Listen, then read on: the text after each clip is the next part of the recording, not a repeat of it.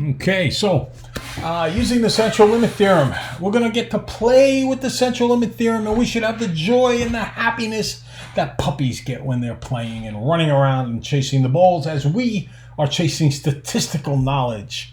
So without any further ado, we are busting into lesson 15, and I have some review questions to start with because we always like to spiral back and hit stuff multiple times before we assume that you have learned it. So let's try these 3 questions using stop and start. Go ahead. Okay, so for the first one, a score that is 10 points above the mean corresponds to a z-score of 2. So that means 2 z-scores have a total of 10 points. So 10 divided by 2 is 5. So each z-score is worth 5 points. If you have 15 points above the mean, corresponds to a z-score of 1.5. Just like 10 points above the mean corresponded to 2, and we did 10 divided by 2. Now we'll do 15 divided by 1.5, and I get 10. The standard deviation is 10. In other words, 10 times 1.5, the standard deviation of 10 times a z-score of 1.5, because that means 1.5 standard deviations gets you 15. Okay, a score that's 14 points below the mean corresponds to a z-score of -2. So honestly, I think you can do these in your head. You're going to have 14 points is 2 z-scores, so 14 divided by 2 is 7. Okay. Next up, use the z-score formula to find the score that occurs at the 75th percentile for the normal distribution. This is not a central limits theorem problem because it does not say in the beginning x bar, it just says x. So use the z-score formula, which I'm sure you have memorized now, right? End the table. Stop, start. Okay. So first, I want the 75th percentile, and one of the things you'll notice in a table is that you do not have a 75th percentile. I mean, it's just the scores keep getting closer and closer on the inside to 0.500, and that's because the left-hand half of the curve is 0.500. You add this right-hand half, and you get to 1.00. Now, the closest I can get to 0.25, because the left-hand half is 0.5, and the right-hand half would be 0.25. That adds up to a total of 0.75. The closest I get to that is 0.24857. It's not exactly it, nor is the next column over, which is a little too big, and this one's a little too small, but it's closer, so we go with it. But that's why we get a slight amount of error and why the graphing calculator is a better way to do these questions. So z-score is the specific score minus the average over the standard deviation. Remember, this is not a sample means question, so we just use the standard deviation here. We don't divide by the square root of n. So 0.74857. Where did I get 0.74857? This says 0.24857. Where did I get that from? Well, I got that from the left-hand half of the normal curve being half of the whole area underneath. The whole area underneath is 1. That's a half, so it's 0.5. So I added 0.5 to the 0.24857, and that's how I got 0.74857. Cross multiplying, or multiplying both sides by 15, I get 11.22855. Adding 80 to both sides, and x is 91.22855. So that's the score that occurs at the 75th percentile. And that's a situation where we use it both ways. We can use the score to find the z-score, or we can have the z-score find the score. We can work it back and forth. Kind of like how a literal equation can be used to solve for the perimeter or the width or the length. In this case, we can solve for the specific score or the z-score. In this case, we're solving for the specific score that gives me a z-score. Okay? All right. Now, next up is let x be a random variable with a mean of 40 and a standard deviation of 10, sample size of 20. So this population, blah, blah, blah. What's the probability of sample mean x bar? Sample means x bar. Take a look at the formula. It says x bar equals. This means we are getting into the central limits theorem, and that's why we have a slightly different setup with the standard deviation on top with the square root of n on the bottom. So this is what we worked on in our last lesson, just so you know when to apply each, okay? start and stop, stop and start. Go ahead. Okay. So there's your sample error message, the standard deviation divided by the square root of n, or the formula. So here is my putting everything in its proper place so I know how to use it for the upcoming problem. I can use z-scores in tables, but we're going to segue away from that because of the power of a calculator. This specific score is 36, so 36 minus 40 is -4, all over 10 over, in this particular case, it's going to be 10 over radical 20, which is 2.2361. I get -1.78. I don't know where the 1.25 came from there.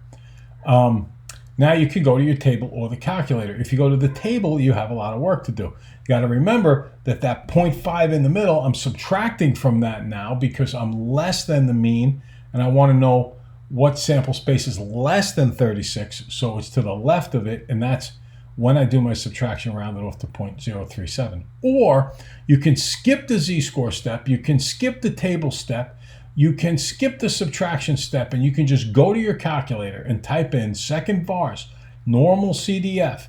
The lower is 0. The higher is 36 because it wants less than 36. The average is 40, and your standard deviation sample error number is 10 over square root of 20. Enter 0.036. That's it. Very, very simple to do with the calculator. Now I want to come back and give you another question to do, and this we did a while ago, but notice this is not about sample means, okay? It's just a regular normal distribution with a regular score of 65 on the exam. So you're not going to use sampling error or anything like that. You're just going to do the original standard formula. And I'll show you how ugly and complicated it can be with z-scores if you did it that way, or how quick and easy it can be on your calculator. Go ahead. Okay. I assume you've started it back up again. The z will be, in this case, it wants to score 65 on the exam. 64 is the average, and 5 is the standard deviation. So that gives me 1/5, which is 0.2. I looked that up on the table. A z-score of 0.2 corresponds to the area under the middle of 0.07926. Now, this means that score more than a 65. If you score more than a 65, well, the mean is 64. So this big height of the normal curve is at 64. If you score above 65, you are to the right of that. So you need to fill in this area here and the left side of the curve, get that total amount, and that is 0.57926. Remember, it's 0.5 on the left side. Then you need to subtract that from 1, because the whole area is 1, and 1 minus the 0.57926 is 0.42074. Back when I was in school and they didn't have graphing calculators, this is how we would have to do that kind of a problem. But you can do this a little bit quicker and a little bit easier on a sample, on a graphing calculator. Just type in second vars, normal CDF. In this case, you're going to do, it wants more than 65. So you're actually, this is a little bit wrong. You're going to type in, we need to correct this. I need to correct this. Normal CDF, you're going to type in 65, okay? I'm going to do it right now on my calculator so we can do it together. The lower is going to be 65. So please disregard this 0 right here. That's not a 0. This would be for a different question. 65 here, and then I'm going to do 10 to the 99th for the next one. 10, up arrow, 99 for the upper. That basically means forever. It's like infinity. The mean would be 64, we said, and the standard deviation would be 5. And then I hit enter and enter, and I get 0.42074. 0.42074. The same exact result. But where I did make my mistake here, and I'm actually going to go correct this right now. Here we go. The mistake I made was right down here. See, I want it above 65. So 65 should be the lower. And here for the upper, what I like to do is put in 10, up arrow 99. It's like the biggest number the computer in the instrument will register. And I'm going to, there's all the work with the left. Look at all of that work that we're doing with z-scores and calculations. And then here's the whole work for the calculator. Look at how easy is this on the calculator. Second bar is normal CDF. I want to be above 65. So 65 has to become the lower. The higher amount, this is what we do when we want to express the highest possible amount, 10 to the 99th power. 64 is your mean, and 5 is your standard deviation. And I will get the same exact result when I type that in, 0.42074. Much quicker, much easier, which is why we're going to the graphing calculator.